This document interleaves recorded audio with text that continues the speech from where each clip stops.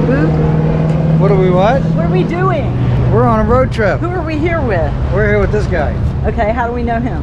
His name is Dave. He's riding this old 1948. I'm sorry, it looks like a panhead, but it's a... The number you have dialed is not in service at this time.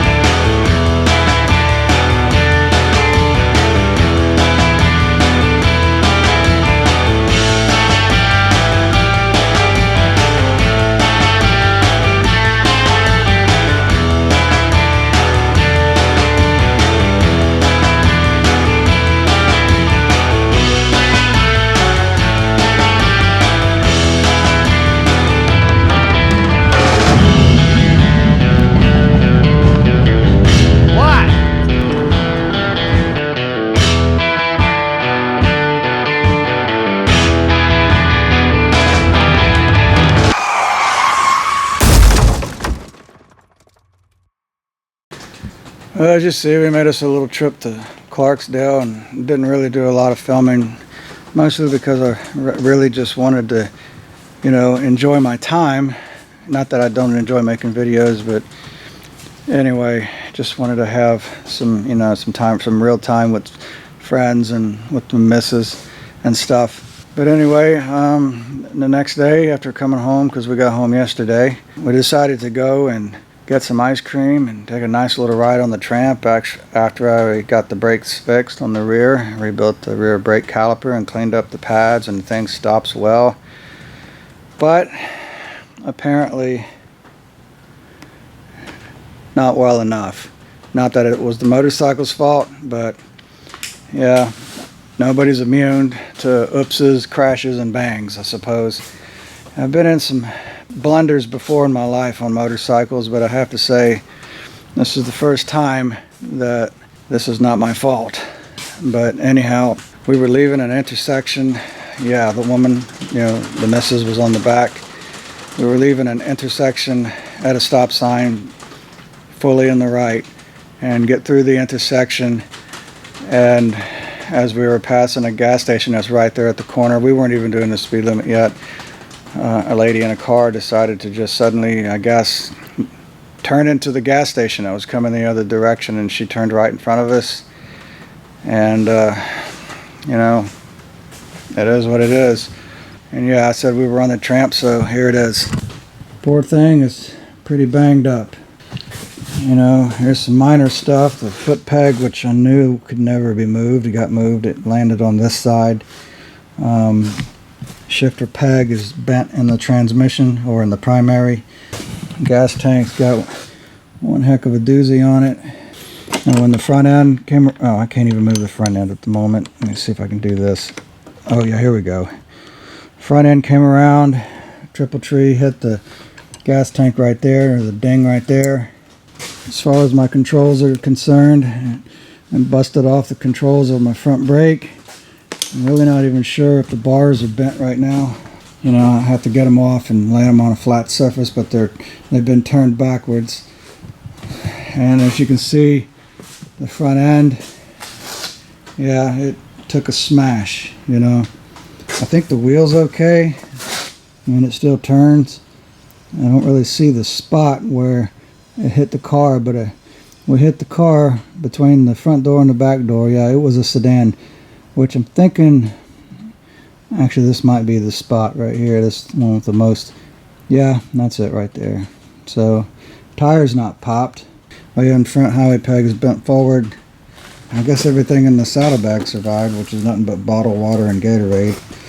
Brake caliper's okay right here. Sissy bar seems to still be straight, but yeah, it is what it is, and there it is. The way the front end is, it made the bike feel like it weighs a ton trying to pick it up, and God forbid I even turn the wheel because I can't hold the thing up. I'm banged up at the moment. The woman is banged up too, but nothing's broken. Her left arm is pretty banged up, and you know, she's in the house right now and getting soaked. The ambulance people decided it would be a good idea for me to go to the hospital, you know, so they did a CAT scan and everything's fine in my brain and, you know, and my neck and back. I just got a lot of pulled muscles and stuff. I can't lock my left knee or else I get this excruciating pain. My shoulder here, which is really struggling to hold this camera up, is pretty sore. The muscles in my elbow and the inner part of my elbow, it's messed up. Not messed up, but it just, you know, I can't do some things at the moment with it. But as you can see though, it's really a miracle that I decided to wear a full face today. I know you guys, a lot of you guys say wear gear, you know. And yeah, I understand, because you know, I got some pretty road rash. I'm getting the light. Pretty road rashed on my hands here. Also, right along here. I know it could be worse, but I don't know. It is what it is. But you know, I was just wearing my costume, my cut, you know, with a long sleeve to keep the sun off of me, and I wasn't even wearing gloves. But the palms of my hands didn't hit the road. But I don't know, and I understand guys wearing gear, which is fine. Is this going to make me wear gear? Is this going to make me quit riding? No, not really. I guess this is just part of the risk, you know.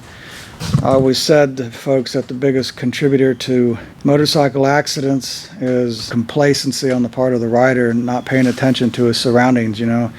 And I would like to think I've been good about doing that, you know, which has kept me out of a lot of scenarios. But so I don't know if it was just because I wasn't paying attention and trying to read or predict the traffic, or I don't know. It all just happened so fast. I don't remember a blinker coming on. I just remember the car was in the turning lane. That, for all I knew, they was coming up to the stop sign to turn left instead of turn in front of me to go into a gas station. But there was little to no warning about it. But when she turned in front of me, there was just absolutely nowhere for me to go but right into her vehicle. I mean, I heard the brakes lock up, you know, thank goodness for that. Maybe I would have been worse. I mean, at least I wasn't doing the speed limit. I mean, I couldn't have anyway.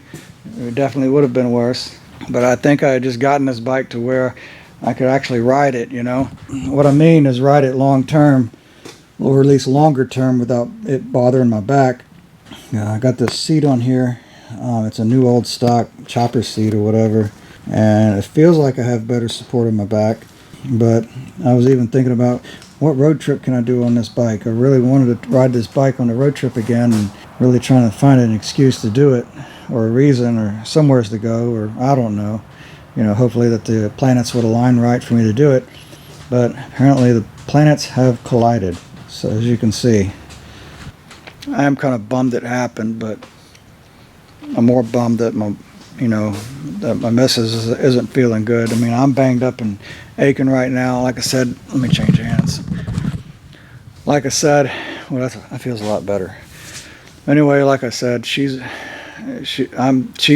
pretty banged up already, and I don't even know why she didn't go to the hospital with me. But I mean, she was more concerned about the motorcycle. Well, not more concerned, but she didn't want to leave the bike alone. But I'm really thankful for friends like Jason and Ryan, you know, the guys that went with us, or actually we went with them to Clarksdale. Once they heard the news, they were right there on the spot and got the bike, brought it to my house. But the part that bothers me the most is that the missus was with me when this happened, and I really would have had gone through something like that by myself. But she's got quite the constitution about her. I mean, she was up off the asphalt before I was, trying to take care of business, and it's as if she was up trying to make sure I had coffee in the morning and lunch and dinner made, you know. And it's just, how she is. It's good to have a woman that loves you so much, you know what I mean? I guess if I didn't tell you about this, being that I haven't, talked to you in a while, you'd be pretty mad at me, right? So,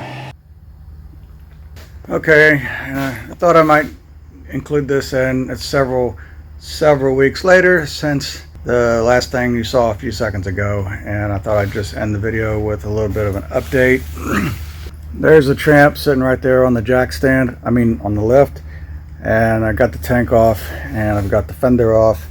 There's the gas tank sitting right there. Nothing on this side got damaged other than the handlebars right there, except those aren't the original handlebars. These are the original handlebars, and I did find out that they are bent. So anyway, but lucky me, every time I am at a swap meet and I see a set of pullback bars, I always got to have them. So these are a set of bars I've just been hanging around, for a while, ever since I bought them for a rainy day. And this is that rainy day. As you see, the Tramp is right there. And some of the things I fixed are these right here, which, let me get around to the other side. As you can tell, the front end is done. I got some new fork tubes, some new 6-over fork tubes like what was on there before. And I bought these from TC Bros. These were the best bang for the buck right here. And when I got the old fork tubes off, I had to do this number right here.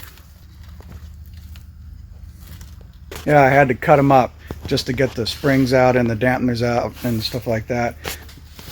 And I don't know if you can tell, this spring right here, it has a little bit of a bend to it. I tried to straighten it and it straightened a little bit, but it wasn't perfect. So when I put it down into the new fork tube, it wouldn't slide all the way down in there, so I wasn't sure about that. But one thing that was cool is that, well, you remember that, you guys who have been around, you remember that blue shovel head I was working on? Well, it started off having a 39mm front end. That is, when I got it to work on it, and then the owner decided that he wanted a wide glide front end, and it was that soap opera. But in trading me for the work I did on his bike, he let me keep his original fork tubes, at least the ones that he had on the bike when he gave it to me to work on. So I robbed the springs out of those, and they looked like better springs. Actually, they were tapered at the bottom. The coils were closer together at the bottom. And I don't know what year they started doing that, because those original springs are 1990. The springs that came out of those fork tubes, I don't know what that front end came off of, either an Evo Sportster or a Dyna of some sort, but it doesn't matter. I was able to use those and put spacers in the fork tubes, and here we are. We got a whole nother front end, and I got a new tire put on. I replaced the wheel bearings in the wheel. I even tried something different and purchased a set of fork spoons. Instead of taking my wheel to a shop, I decided to go ahead and put my own wheel on. And also, check this out, I got this tucked away into a corner. I even bought a wheel truing stand, and I bought some wheel weights to, anyway, you guys get it. So I got to mount my own tire and balance it myself, and it was pretty cool. So I know some of you are already good at doing that or have experience with that. Well, I didn't, so I enjoyed doing it. I didn't film it because I just, things have been what they've been with all the chaos and stuff like that. But also, I straightened out the highway peg here, and I straightened this peg out right here, as you can see. So that's good. A wire was pulled almost out of this junction box right here, or this breaker, and I fixed that. And what else did I do? Oh yeah, my shifter shaft. I ended up getting this entire primary apart. I had to take the clutch basket out and everything, and just to get this entire piece out, because this is not just a shaft, it's also got the shifter paw that's made onto it and some other mechanisms that are spring loaded. And I tell you what, that's some hardened steel right there. But I managed to utilize my press over there and managed to get it straight. And I'll tell you what, I am so glad I was able to do that, because once I got this thing straight, I got curious and I got online to see what it would cost to buy a new one of these. Oh my goodness, I saved myself anywhere from $250 to $300, because these things aren't cheap. So thank goodness, thank the Lord, I was able to fix that myself. And what else have I done? Well, I guess I haven't done much else, because the biggest damage really is on yours truly, because I'm still got some issue with my shoulder right here, but it's a lot better. But my knee has really been an issue. I mean, not a real issue, but I have to be careful with it. You see, check this out. So this is my right leg right here. This is the knee that's bothering me. If I do this with my knee or with my left leg, it's pretty excruciating. So right now it's ibuprofen for dinner and lunch and breakfast. Well, not literally, but you know, it has been a help. But what about the gas tank and the fender? Well, you guys might hate this, or you might remember the Tramp before it got painted, that burgundy red color or whatever it's called. But I went ahead and got the new gas tank, and well, I went back to the original color. So here's what we got going on right here. I've put some primer and paint on this thing. I've been wet sanding it, and I am not a pro. I was just wet sanding on it a little bit ago, and I got down to here. You see the black primer? I got down into the primer, and then it got into the metal. I know some of you who know how to paint are going to give me some pointers down below on how to do it right. I actually know how to do it right, but me being in a hurry, I guess, just wanting to get this thing on the road again and ride it some more. But anyway, that's that. So I'm going to be spending some time with this gas tank to get it how I want to get it. Anyway, and I'm just using regular rattle can. And why do it that way? Well, because I don't want to spend another $1,000 on paint. I'm kind of done with high dollar paint jobs. A rattle can before made them look decent. So anyway, but first time I did it, I really took my time and it came out great, in my opinion. That is, for one who's not a real painter. But here's the gas tank, and here's the fender. I just went ahead and utilized the paint that's underneath it, and I threw some color on it. I've not even gotten around to sanding on it yet and stuff. But yeah, the Tramp is going to be, you know, up and going before we know it. And some of you who might want to know about insurance and stuff, the only thing that we're submitting, or at least making a claim as far as insurance, are the doctor bills. I didn't even make a claim on this thing right here. And the reason is because I know good and well when they see that, the adjuster's going to come out and total it. You know, simply because of the year it is, in 1990, and yada, yada, yada. But yeah, I can always retain a salvage title and keep it and fix it myself. And then, you know, but I'll never be able to have full coverage on it again. But the biggest thing is, it will be in the system. I don't know how other states work, but in Mississippi, it will be in the system as a salvaged bike, which means I would never be able to sell it if I wanted to, which I don't have plans to sell it. But if I wanted to restore it back to a normal title, I don't know the right words for this or the terminology. If I wanted to do that, then I would have to, you know, restore it back to factory spec with blinkers, horn, and all the other stuff. And there's some things about this motorcycle that when the state goes to look at it, I mean, nothing illegal, but I'm going to have some serious problems, you know. It's a lot cheaper and a lot less headache for me to just fix what's damaged, because the frame's not bent, the engine is fine, other than that shifter shaft, but I fixed that. It was just the front end, the tire, which I was really surprised though that the rim, the wheel, it ran true. I mean, it wasn't bent at all. So that was really neat. So I didn't have to go looking for another wheel. But I did replace the wheel bearings, and like I said, and the tire. But I don't have anything else, I guess, to tell you. But yeah, this is that. So anyway, you guys, unlike I did, keep the rubber side down and be good to yourselves, better than what I had done. And, you know, thanks a lot.